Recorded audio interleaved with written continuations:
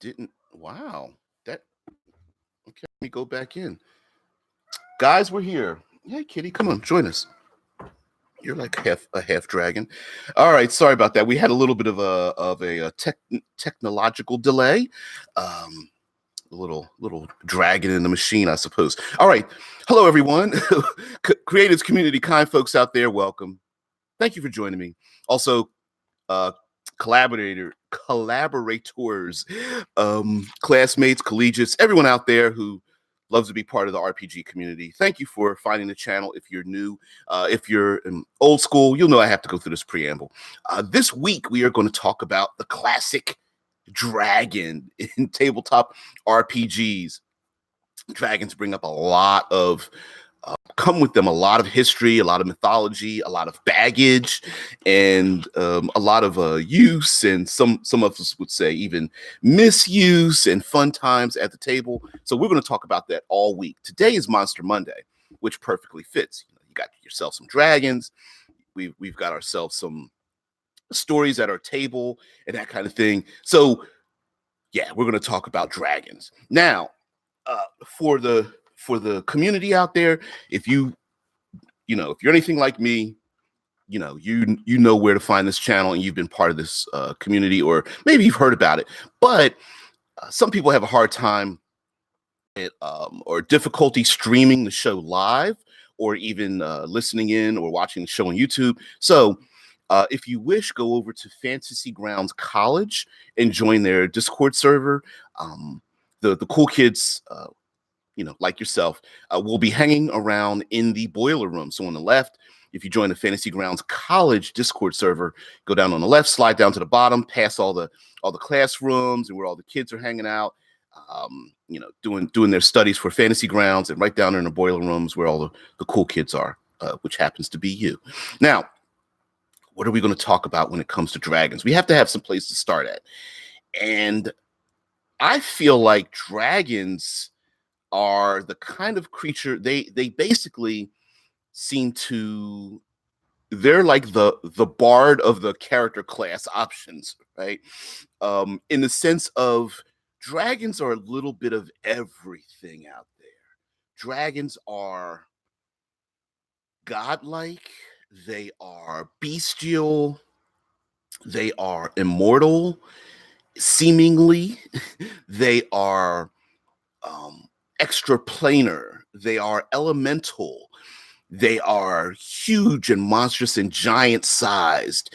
They think in such strange and bizarre, so far above and beyond the human standard, you may even relate them to aberrant creatures and such. And then, of course, there are even classes of shall I say, tainted or touched dragons themselves. The classic Draco Lich, so many of them. And in deep diving into mythology, the idea of dragons are, yeah.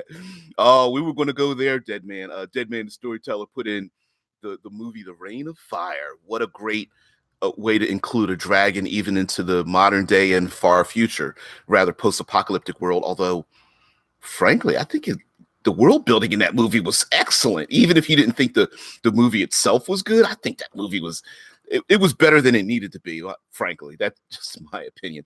But again, there's something about dragons that embody nearly all of our fears into one creature. Snakes, other predators like maybe bears or tigers or wolves. It incorporates predatory animals like that fly, like bats or hawks, falcons, and such. I mean, fears of fire and being burned alive. Yes, we know there are dragons out there that have any number of breath weapons. Poison gas and I don't know, heck, bubbles, butterflies, acids, and all those kind of things. Yeah, and of course, George puts in, they also have a 5-headed dragon, the goddess of dragons, Tiamat, which in the context of the world of dragons, especially if your setting doesn't fall in the classic lines of, say, Greyhawk, Forgotten Realms, the background information of Dungeons and Dragons. Dragons also represent is a physical embodiment of, some would say, the seven deadly sins, right? They are greedy. They have a greed and jealousy that is profound and unreasonable. They have a hate and sadism that goes beyond the mortal coil. The idea of a dragon sleeping on multiple tons of gold for no other reason than to hoard it represents a desire, an emotional state, a passion, an emotional and driving force that is completely unreasonable. And simply by having that fact makes you feel like they cannot be reasoned with, that your mortal mindset cannot encompass the desires of a dragon. So yeah, dragons are pretty much a little bit of everything. Um, Scott Poe says intelligent magical dinosaur checks a lot of boxes. Now, we do have ourselves a collection of non-dragon dragons. Some would say things like wyverns or wyverns, if you like to pronounce it that way. I like wyvern. It sounds a little bit harsher. Wyverns, serpents, drakes, pseudo dragons, half dragon concepts, and all kinds of scaled individuals. Some even relate dragons to, of course, the dragonborn, lizard folk, kobolds, and dragon modified creatures, dragon turtles exist out there. So there are also a number of in terms of your like world setting, whether they have a relationship to or desire for or command of these lesser dragon types, animalistic dragon types. But one of the problems with dragons, oh yeah, I mentioned Dragonborn there, Dead Man. As a player, generally known as a player character race, there are even, if you want to go even slightly away from that, there are even blood, not just dragonborn, meaning having the skin and face and humanoid form of a dragon, but there are dragon-blooded sorcerers and magic out there. There are, whether you have yourself a warlock pack with a dragon, whether you are a sorcerer and at some point in your ancestors, the blood of a dragon has come upon you. Dragons seem to be extremely magical and affect the region around them. And so there's plenty of setting information, both written and amongst ourselves in world creating, where the mere presence of a dragon, alive or dead, has infected or mutated or touched the background of the setting, whether it's it caused a physical rift in the world, or has affected the growth of a hidden valley, or dragons require so much magic to even exist in the first place that they're like a black hole of magical influence drawing all the magic towards them. Whatever the case may be, the existence of a dragon itself is profound and can't be taken lightly, which often brings us to the idea of the players that want to play a dragonborn in a setting that is very humanocentric, because the existence of the dragonborn brings with it the existence of, say, the possible existence of, say, dragons, which completely changes a world, especially one that is intended to be either gritty or at least humanoid centric without a profound, deep arcane background to them. So yeah, that's, I believe, especially for world creators like ourselves, I believe that's a bit of a contention when it comes to creating dragons. But the funny thing about that, if you ask most players and DMs out there how many times they've used dragons, it's not very often. And so we're gonna dive into like why that is. Like the the world's most popular role-playing game, Dungeons and Dragons, has both Dungeons and Dragons in it. And I understand some people want to get away from having too many dungeons, but we don't have enough dragons in our world. So let's think about why that is and where it comes from. Now, one of the problems we have about dragons is wrapping our heads around them. We tend to be very we're very intelligent people. We seem to be logical. We love things to fit into patterns. We like to make sense of our world, and one of the issues with using dragons is that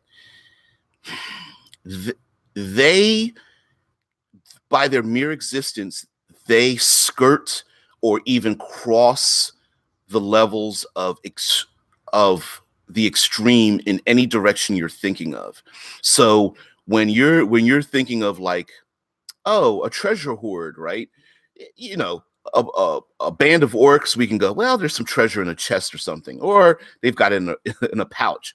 When you think of dragons, it's like, logically, we're like, I can't wrap my brain around the tonnage it would require for a dragon to sleep on gold, you know.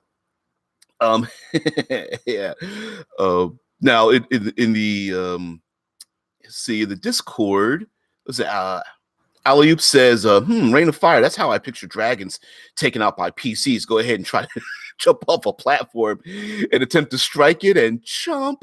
Yes, for those who don't know, and who are late to the reconnaissance, Matthew McConaughey played a pretty over-the-top military figure who attempted with a giant battle axe to jump off of a platform in slow motion with the music playing behind him, you know, mouth agape in rage as he's going to strike down a dragon. And yeah, no. Swallow. Sorry, spoiler alert, but yeah, I mean, it was badass for the first 29 seconds of the slow motion fall through the air. And that last second was like, yeah, let me roll some dice here. No. Yeah, Tiamat, the five-headed dragon.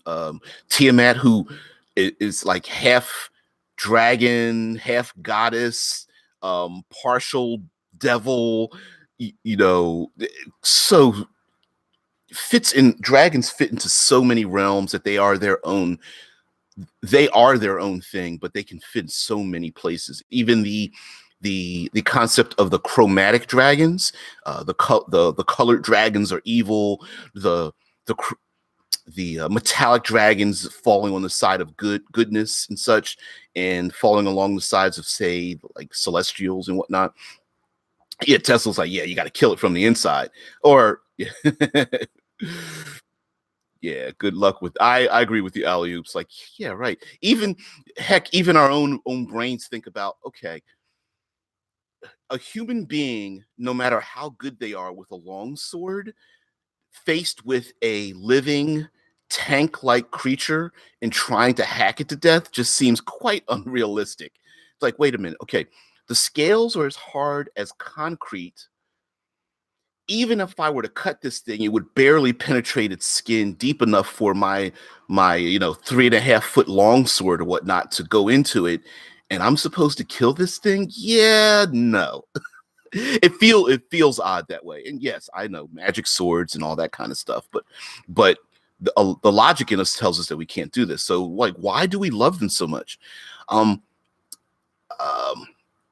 like Scott Post has been playing since 1990 and have faced maybe 6 dragons total in all that time. So we're going to make the assumption that the baseline of this week is going to be, we don't use enough dragons, and how can we insert them into the game? And let's get some more dragon fights. You know, let's get some people riding on the back of dragons. Let's have whole societies besieged by dragons. Let's have dragons manipulate things in the background. So one thing about dragons, and about encountering dragons, fortunately and unfortunately, is the minute you introduce one and the PCs have the physical ability to approach them, they're gonna make a beeline for that dragon. Right now, yes, we do have players that are very skilled in the game, and they'll go, yeah, my third level character is probably not going to survive killing a dragon. But on the other hand, my character wants to stop evil. So how do I wrap my head around not going after the thing that just devastated the village? Because out of game, I know I need to be higher level, but it makes sense that we would go towards the dragon. And, how do we do that? Well, um, yeah, Tesla says, remember the first D&D movie? Only red and gold dragons, but there were a lot of them. Yeah, and Dead Man says, in Shadowrun, dragons run many of the megacorps. Absolutely, because remember, we are role players. We're tabletop role players. And when you're in a TTRPG community, we understand like different colors of dragons doing different things. The general public they don't really get that. So it's hard enough wrapping your head around the idea that a dragon exists in the first place, to give them different personalities and different power sets, and then trying to make them intelligent, and then giving them magic, and then saying they're from a different world, or what. Once you start adding those layers on, the general public is their eyes kind of glaze over at that point, right? So to tell them that there's a minimum of, there's a 5-headed goddess dragon, and there are 5 metallic dragons that are in opposition to 5 colored chromatic dragons and stuff. Your average individual who doesn't even just never been into that kind of thing, they're just like, what? So if you're trying to include someone in just the idea of having a dragon, the baseline is like, I would guess well beyond 80% that people are going to assume it breathes fire. Now, listen, there are plenty of wikis out there that will detail the ecology and behavior, the biology, and the origins of dragons out there. There's a ton of them. But for your world, you're going to have to decide, like, why are they there? Why do they exist? Now, one of the reasons for having that question may be a quest to figure out why the dragons have returned. We know George R.R. Martin created such an event in terms of pushing a story forward, where there have been these dragon eggs that have existed for a long time. Magic has left the world. Some say a astrological event happened. A red comet. In your world, it could be some kind of ceremony. It could be an eclipse. It can be any number of things that have happened where the dragons have returned. I once ran a campaign where the dragons' eggs, there were few and far between dragons because the eggs were not coming to fruition. When the eggs would hatch, they would hatch out a ton of kobolds and other forms of dragon type, like the wyverns and drakes and pseudo dragons and serpents and things. And so, yeah, someone, an alchemist, apothecary or something, created a concoction that would allow the dragons to give birth to a real dragon of its type, and that became the running theme in the story, because someone developed it, and then all these different factions were going after it to destroy it, to sell it, to trade it, to become one with the dragons, and it was this whole big thing. Yeah, Alley-oop says, talking about being killed by a dragon, like, if the bite kills the PC off, digestive to the conscious, good luck with that. Yeah, a one bite kill, definitely that way. To make it more realistic, more terrifying, more smarter, a living creature wouldn't just stand there and let you hit it. Something that big would toss you like a rag doll. Now, one of the things that unfortunately makes dragons even far more dangerous than a little bit is most of them are pretty intelligent. And like Alley-oops is saying, no creature that smart and that old is going to stand there and let some minuscule little mortal beings hit it over and over again. Dragons have wings, so they will fly. They most of them live in a region, i.e. lair, that benefits them in their existence, protects them. Some would say the lair even acts on their behalf. That depends on your outlook, but a black dragon in a swamp is going to definitely be in its own, have its own advantages where it lives there. And hey, Vince, and the thing is that dragons can fly, they're intelligent, they run if they need to, and the ones with magic, using illusions and invisibility and distractions and surrounding themselves with allies or slaves or other beasties that are in league with them, they would never let themselves just stand in front of a bunch of PCs, unless they're forced to, would never stand in front of a bunch of PCs and just go, sure, you can hit me with your magic longsword for some reason, grabbing people and grappling them and, smashing them with their tail and using cover. I once used it was a red dragon, but it was described as black because it was covered with soot. So the players were tricked into thinking it was a gotcha moment, I admit, but it was a black dragon. There were victims that had burn marks on them. The PCs assumed it breathed acid. And then when they got there, the dragon was in a cave in the mountain and was using was pushing boulders off of ledges and knocking down stalactites on top of the PCs, and really wasn't using its breath weapons or even coming into melee range with the PCs. Every time they tried to do something, it would fly out of range and drop another couple of tons of boulders on them. And it was like that. At first they were like, it sucked, but I said, man, this makes a lot of sense.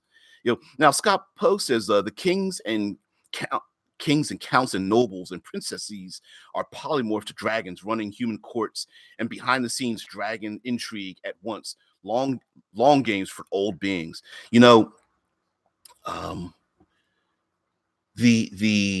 long game for dragons, whether they're manipulating societies or they are the king and queen makers of the world, makes a lot of sense, right? If they're patient enough and they don't have a lot of that psychosis going on that drives them for jealousy or something that inhibits their common sense, dragons think long term.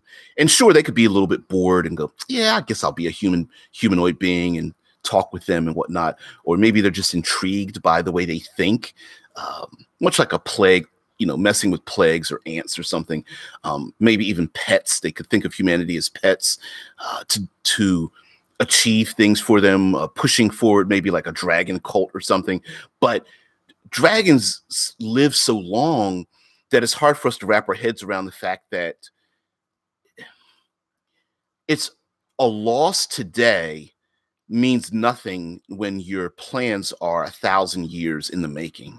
It may not matter that one country or a band of heroes defeated an enemy in one location. Maybe they go, yeah, we needed to clear that village out anyway. So go ahead. The PCs are helping me out. I don't control them yet, but that's fine. And then maybe they send some emissaries and whatnot.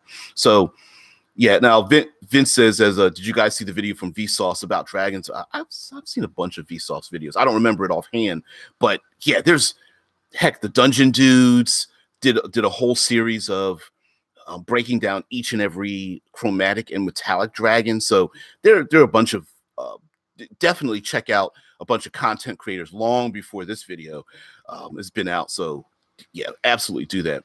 Vince says he basically told how dragons are an amalgamation of the three big predators of proto-humans: snakes, large cats, and eagles. Yeah, brought that up. Yep. Monkeys have distinct warning sounds for each of those.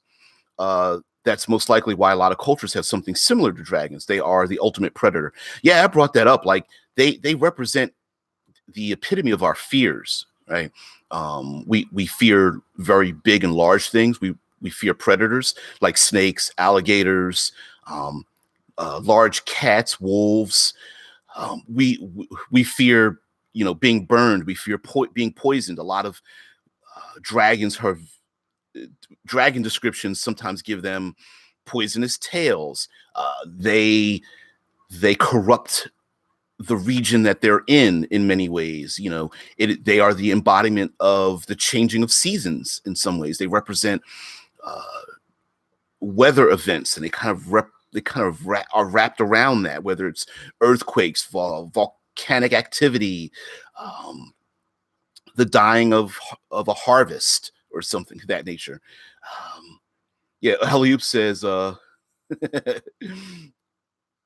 yeah, flinging the humanoids and saying, "Four," playing golf with a bunch of people. Yeah, I don't know. It might be more like punkin chunkin, I think, than playing golf. I don't know if a human body would every human body would stick together. Probably dwarves are better for that because they're nice and hardy and their limbs won't pop off. Maybe your elves will probably explode in midair if so I'm not sure. Yeah, if it's big enough, it could flick the PC and watch it fly off the ledge for the hell of it, or watch it splatter, whichever comes first, depending on the PC's health at that point. Yeah. Oh, and Deadman puts into the Discord, Vsauce 2's video, the invention of dragons. Now, depending on how you want to include them in a game would depend on how intelligent you want them to be. If they are intelligent, they've been around for a while, and like Scott Poe was saying about the kings and being counts and nobles and polymorphed as human beings, I could imagine them having a dramatic impact on society in terms of like the people running around as the dragon-blooded dragon cults. Um, there may even be dragon. How do I say this? Dragon hunters, dragon protectors, and such. And I could imagine even a world that has been reshaped so that nearly all magic only exists because the dragons have allowed it to exist, or the dragon's presence is the thing that allows magic to be a thing in the first place. And maybe over the centuries, the waxing and waning of the populations of dragons has increased and or decreased the amount of magic. Now it could be a counter ratio thing. The more dragons, the less magic there is, and vice versa. The less dragons absorbing the magic, the more power is allowed to be available in society. So that could also be a motivation to get rid of the dragons. It also may be their motivation to get rid of humanity as well. Now, if it's in parity, where the more dragons there are, the more magic there is, you're kind of in a conundrum. And I like that idea where, hey, the PCs are powerful, but that's only because the dragons exist in the first place. And I like that a lot. So Vince says, I think a dragon played right is almost impossible to beat. If he can do what he wants, he is truly terrifying. For those who don't know, I'm going to give you a little bit of trivia. There is a module that is part of the Dark Sun module expansion. And for those who don't know, this is squirrel with me if you guys don't mind. I have it. Maybe I'll bring it out and maybe show it tomorrow. But I have one of the modules that existed in Dark Sun. And for those who don't know, when Dark Sun was in its heyday, and frankly, you can find it today, every single adventure in the Dark Sun world took place in that world, meaning every map and every location, you could take the maps and overlay them. And sure, they were a little bit off kilter with each other, but you could literally lay one map on top of the next one and it would all fit together. And there was a location that a dragon lived in the world of Dark Sun, and the dragon created its own island in the middle of a volcanic lake, had a society of people that lived in worship of the dragon, and then subdivided the city, these giant city walls, into like a pie, and different people lived in different pie sections of the city so that they were always competing with each other to live in the much better section of the pie. So they were all like crabs in a barrel, all in service of the dragon. And the dragon was able to also had psionics, which, oh my, giving a dragon psionics really, but the dragon had like a psionic gateway for it to travel to other planes of existence and into the astral realm. It's crazy, but when you read the adventure, like Vince is saying, like if it's played right, they're almost impossible to beat. Yeah, this dragon had hidden stashes of like had a scroll for teleport. It had hidden stashes of healing potions. It had illusions and invisibility set up in different places. It carried magic items, and you're just like, there's no way the PCs are going to kill this thing. Like you would be lucky if you were a bunch of 20th level characters to even get a hit on this thing, because it's like, yeah, I'm not going to fight you guys. I'm going to leave. A simulacrum here, throw a couple of spells down, and I'm going. See ya. Got psionics. I'm out. Plane shift. Shoo. I was like, that is not right. But you're absolutely right, Vince, and everybody out there. Yeah. Alley-oop says, yeah, dragons are stuff of nightmares. Play it as such and not these so-called pushovers. You know what? I think that's one of our rookie mistakes, is playing them like a air quotes typical monster. They are on par with gods. They are on par with liches and vampire lords and demons and devils and celestials. Like a petty fight for them doesn't mean much. Now, yes, there are so-called younger dragons, a couple hundred years old. They're younger and they want to puff out their chest. Some of them have their arrogance is their weakness. So you could rationalize some actions by dragons. Others like to have conversations and hear stories and riddles. So to at least give them a personality that encourages a dragon to interact with humanity. So you can have something like that.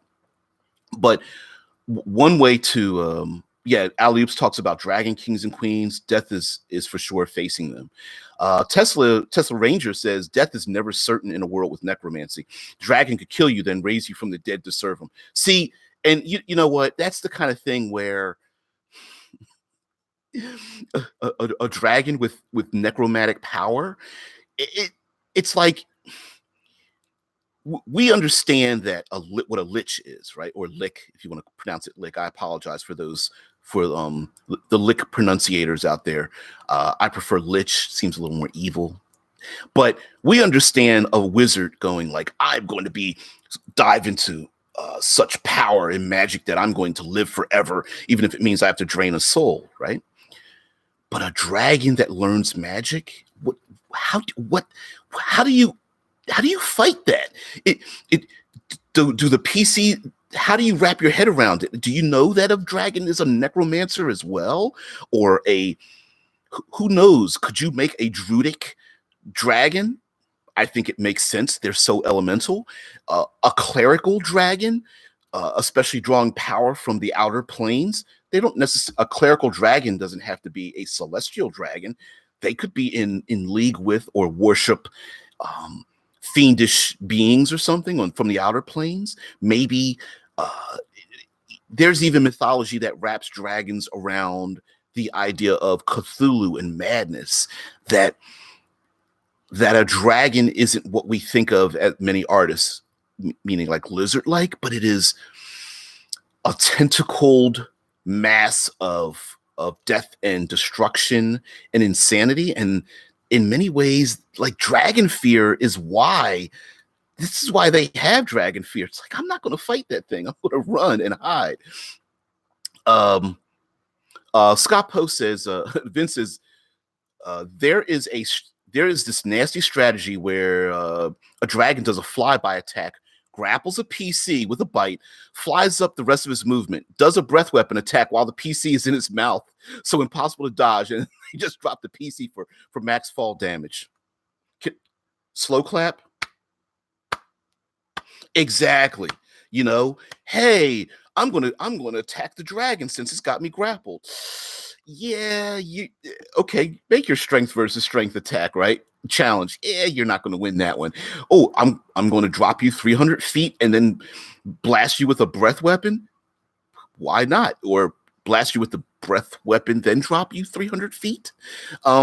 After doing a flyby attack with the rest of its movement. Yeah, that's what they do, right? Pick people off one by one, um, flying high enough to stay out of range of ranged attacks, and then blast down on top of you, corralling the PCs into an area where they can't move. Much dragons live in particular regions like swamps, or they live near coastal regions or in mountains and such, and they're going to play that to the hilt. So yes, that's why it takes armies or myth through media. Sometimes it takes armies to take down a dragon and such. And some would say the media that creates dragons, I think Game of Thrones is one of the few media properties that showed the growth of dragons and their size as they get larger and larger. And you know, Daenerys, the Mad Queen, when she goes to destroy the city, spoiler alert, it's like, yeah, they're powerful. One dragon can devastate, you know, an entire society. It changes the landscape. But I love it. I love it so much. Scappo says the more helpful dragons will, of course, choose the forms of homeless madmen, woodsmen, shopkeepers, and court jesters. Yeah, let's see if Scott Poe concedes to say the art of Carmichael. What's that? I'm not sure what that is. The idea that there are gaining help from other dragons, like a dragon mentor, a dragon patron, a like dragon-like avatar for, say, clerical characters, warlock characters, druidic characters, makes a lot of sense in order to enhance what the PCs do, or even reskinning or reshaping what the PC's power sets could be. A paladin, you know, a classic paladin in silver armor might have a silver dragon as its, not just as its symbol, but as its source of power and capabilities and stuff, which I think makes a lot of sense if you want to do that. Vermithrax pejorative? I have no idea what that is. Vince says, in the Dark Eye, dragons have something similar to a gem in their torso, which is the source of their magic, which is also almost as potent as free magic, and you can gain that when you kill a dragon. It's called Carfuncle. It is the basis for the gem magic in the setting, which is performed by lizard people called, I'm going to pronounce it, Akaz or Ashaz, the Ashas, the Ashaz. You guys know me. Tesla Ranger, Vermithrax pejorative. That's the name of the dragon in Dragon Slayer. I didn't know that. I did not know that. Now listen, Scott. I remember the Dragon Slayer video game. Yeah. Oh man. Yeah. The dragon. The one of the first. It was almost like an animated movie.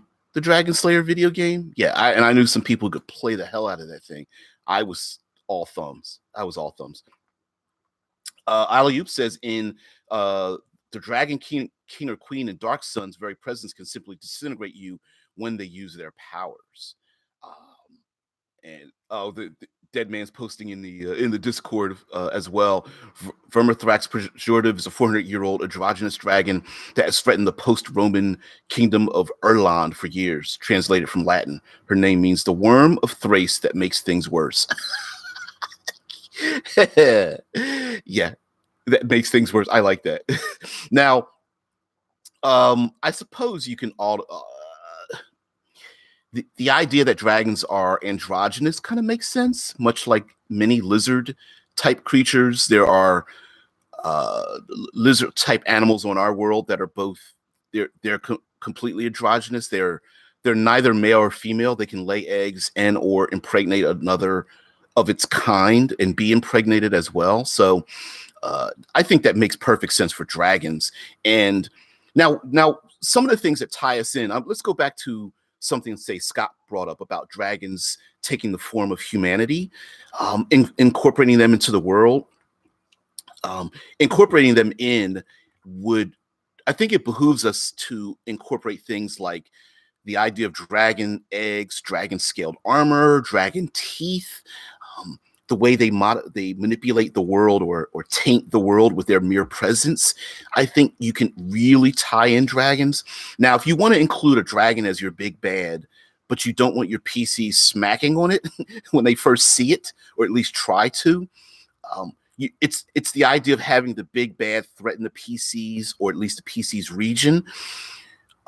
You can always have the equivalent of a phone call. Follow me on this. In the movies and television, sometimes the hero, we get frustrated because we're like, why doesn't the hero just shoot the bad guy in the chest and get it over with?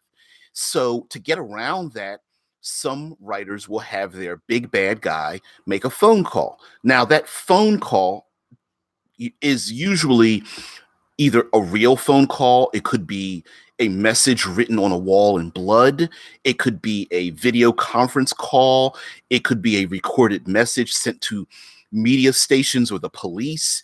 It could be a disembodied voice or a spirit that an illusionary spirit form floating.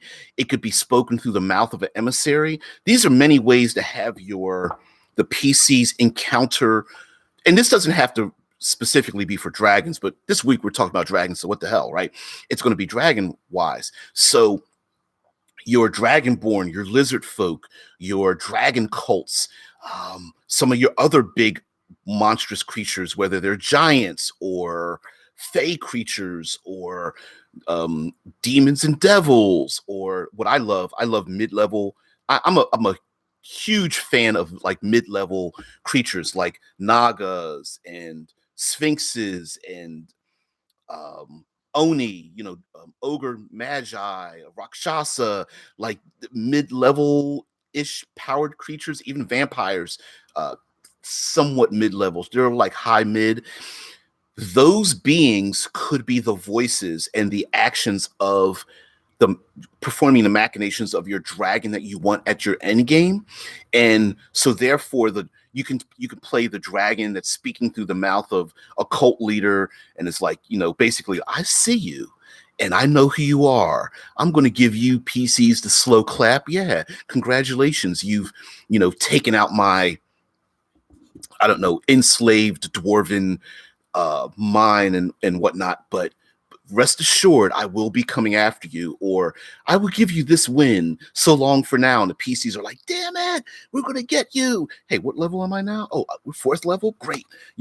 In character, they're like, we're going to come after you. Out of character, the PCs are like, whoo, I thought he was going to be down in that dwarven mine. Ooh, he was going to take us out if we find him. So, you could do that kind of leveling, not just leveling up as far as PCs go, but stacking the interactions for the PCs. Like, oh, here we just find a note written on a wall or something, or a missive by a messenger, and then, oh, now we found a low-level cleric that's worshiping the dragon. Oh, we moved up. Oh, now we find a cult leader that's mind controlled and speaking with the voice of the dragon. Oh, now we find a living avatar of the dragon or something, and then, oh, here's a smaller, I don't know, serpentine like creature like a wyvern or a serpent or a drake or something like that. That's the child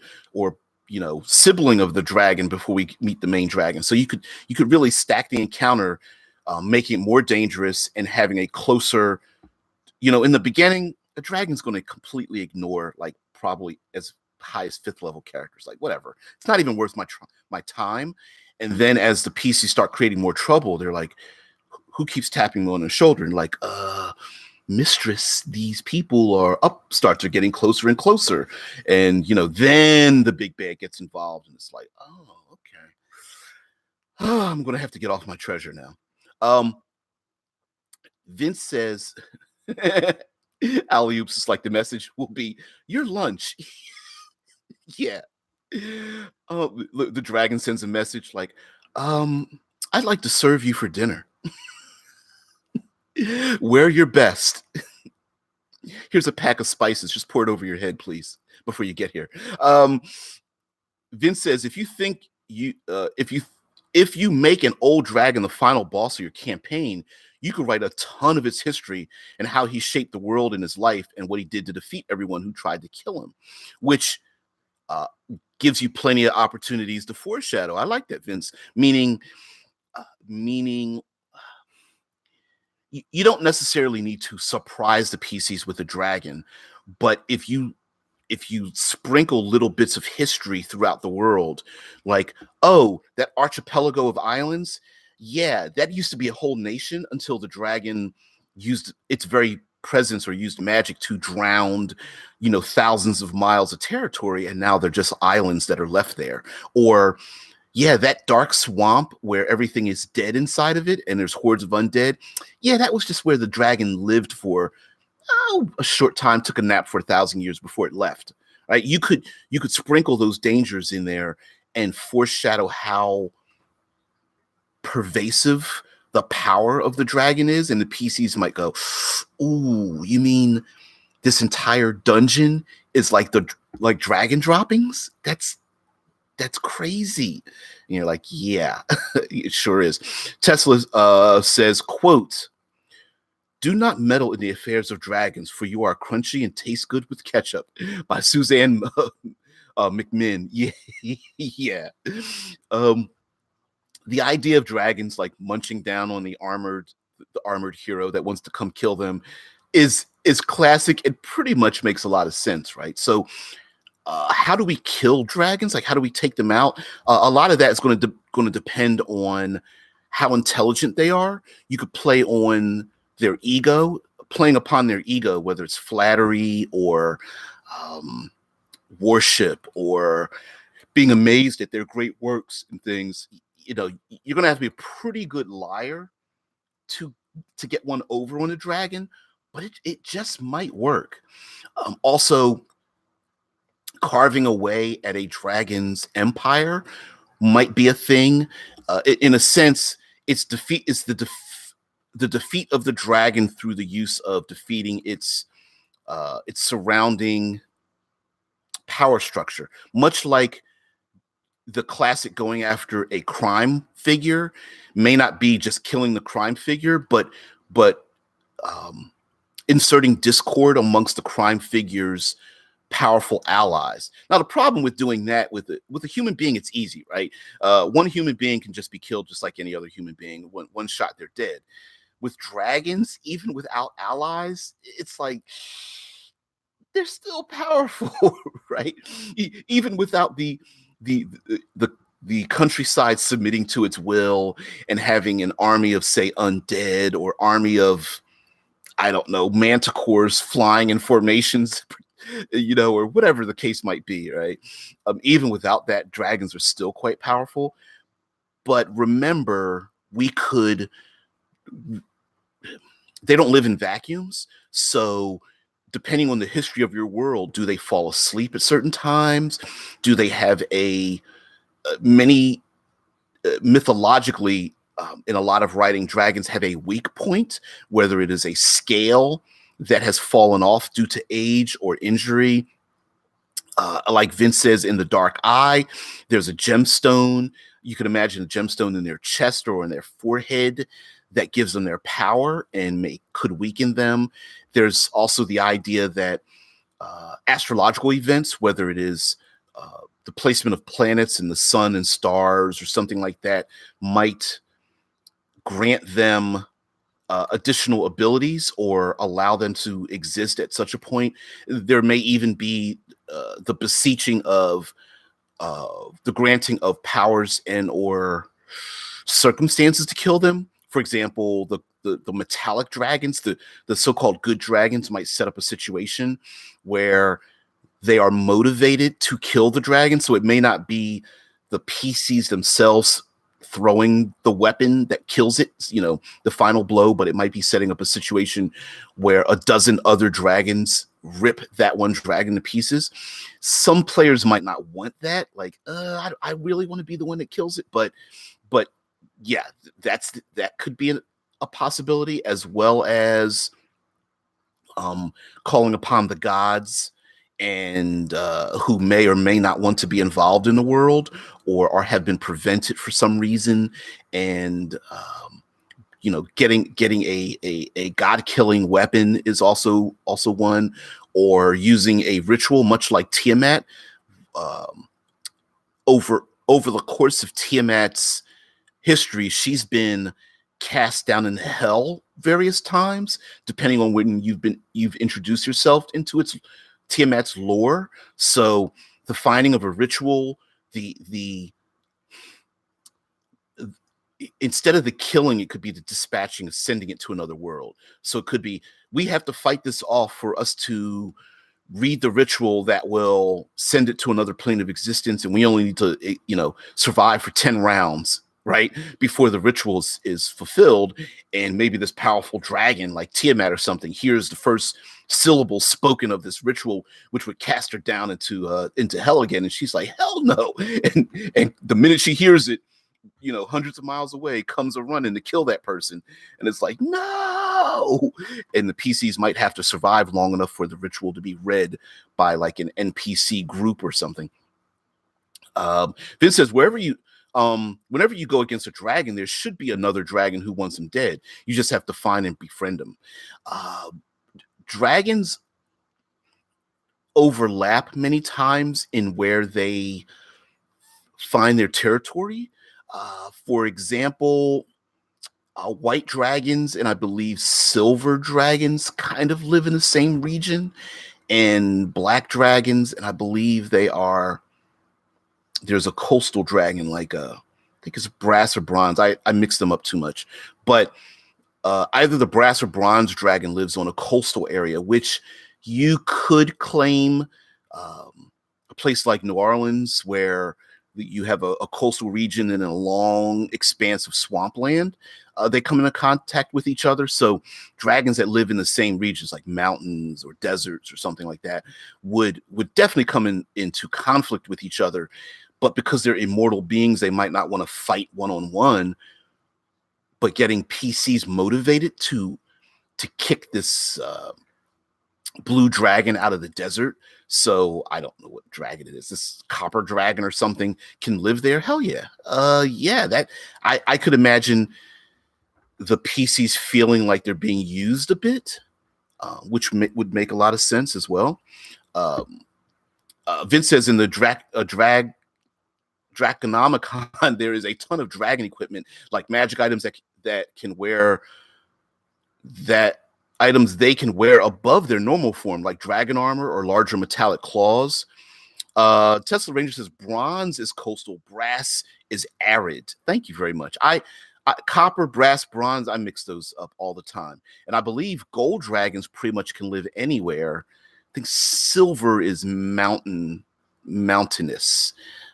Maybe, I suppose you could consider them cold region, because many mountains are thin-aired and cold at the top, but not necessarily. So now the strange thing about metallic dragons and good creatures in general is it's very hard to insert them and make them an enemy unless the PCs are performing something against their wishes. Like, for example, if the PCs are dragon slayers, it kind of rude to wear dragon armor and try to befriend another dragon. It's like, you're wearing my flesh, really, dude? But on the other hand, you could insert metallic dragons as in opposition to the PCs if all of dragonkind is united as one, meaning hey, we may hate each other, but we're all dragons, and we don't want to see humanity killing us off unless they are convinced that one or more of the dragon kind are like stepping out of line. I suppose you could do the same thing with the evil dragons, right? Hey, convince the black dragon that the green dragon's got to be killed, or setting an unreasonably organized evil sect or organization of dragons has come about, and the PCs might be tasked with instilling discord amongst all of dragonkind so that the evil dragons start battling each other yet again. Um, yeah, Dead Man says silver dragons often live in the clouds. Maybe that's where I got the mountain thing from, because I'm imagining mountains that poke through the clouds. But again, then it's like, well, silver dragons and cloud giants, are they like in the same realm? You see how dragons are always on the cusp of being in someone else's region, which is kind of cool, but can really change your world.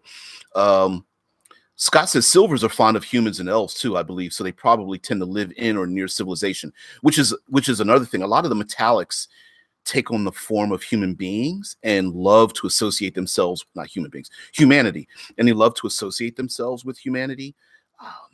I could even imagine temporarily the good Lee dragons making pacts with hordes of evil beings, in their mind, temporarily, a few hundred years, enhancing a horde of evil beings for the purpose of taking down another evil being to rationalize in their head, right? So I could imagine that, because good and evil and morality is kind of based on our perception. Dead Man says silver dragons do often layer up with cloud giants. Yeah, that's terrible. I'm sure the cloud giant gets to put his feet back and use the dragon as like a step stool once. That one cloud giant is like, yeah, crossing his feet. Silver dragon's like, you do realize I'm gonna rip your feet off, right? Cloud giant's like, sorry, dude, I just had to try that at least once. Yeah, epic roommates. Will you move your storm clouds out of my room? Will you move your tornadoes away from mine? Yeah, mistaken identity, mistaken emerald dragon for a green if uneducated. See, okay, I know I did a gotcha with my players when I was like, I think was I a teenager at the time? Maybe 20 years old or something, right? So I had a game where there was a black dragon that lived in a mountain. The mountain was surrounded by a swamp. The PCs, and there were victims that had burned. There were areas of the swampy area and villages that were burned. I never told them that fire came out of the mouth of the dragon. That the people kept saying that the dragon would breathe its deadly breath on us and burn us. So the PCs assumed it was fire. And the entire time I described it as this black dragon. They go up into the mountain, they go into the cave of the mountain, they see the dragon in there. The black dragon comes out of the woodwork and breathes fire. And it was a gotcha moment. And I fully admit that I did it on purpose to make it a gotcha moment. But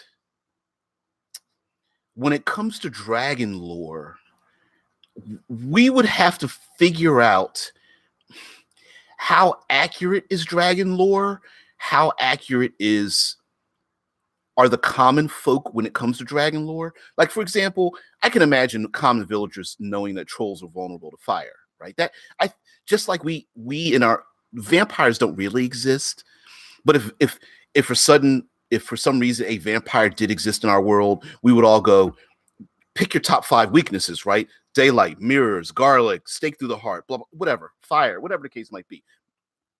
Okay, so to some extent in your world, do the people know the difference between, oh, that's a red dragon, and classify them by their colors? Would they classify them by environment? Oh, that's a mountain dragon?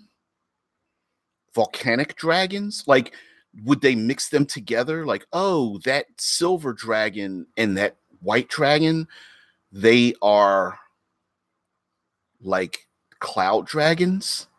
It depends on your world. Like you said, alley so emerald dragon mistaken for a green dragon would, like me as a role player, like I would assume the same thing, right? Oh, it's in a jungle slash forest slash swampy area. It's green.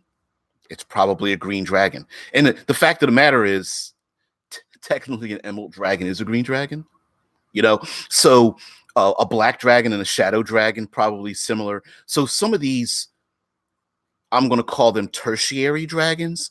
So you go chromatic, metallic, and then you have like the tertiary level where they're made up of gemstones. They're made up of ephemeral things like shadows and light and that kind of stuff. They're made up of other metallics like steel and adamantite and void dragons and stuff. Like those are far more rare. But by the time you get there, like Scott Poe said earlier, he's like, I've been playing since 1990 and I've only come across 6 dragons. Maybe we're doing a disservice to Dungeons and Dragons because there's not enough of them, strangely enough, because they are kick-ass. So when it comes to World Building Wednesday, making a kingdom filled... Okay, do me a favor, guys. Here's some homework.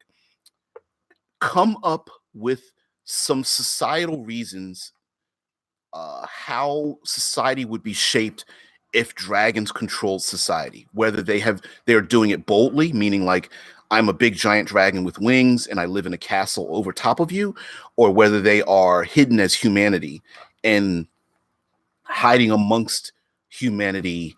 Like, how would that change humanity? How would it work? Scott says, but emerald dragons are such pretty and sparkly greens. Yeah.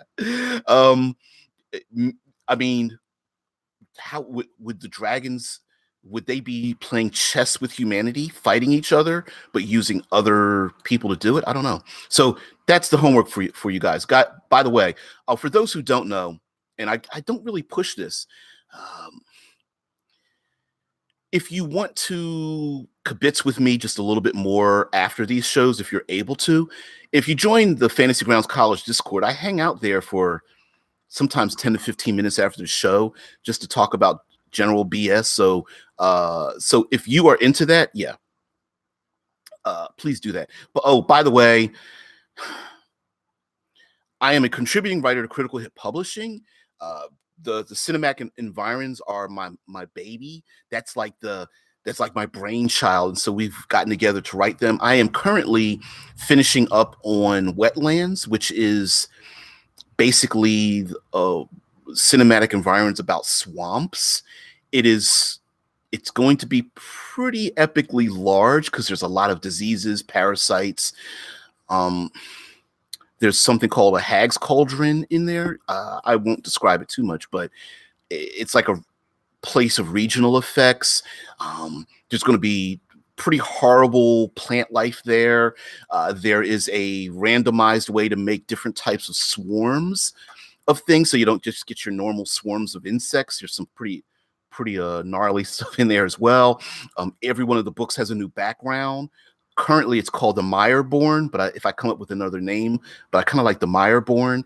The book is called Wetlands because there's more things than just swamps. There's like swamps, bogs, estuaries, shoals, all those kinds. So yeah, that's the thing. So guys, thank you for letting me do a little self-promotion there.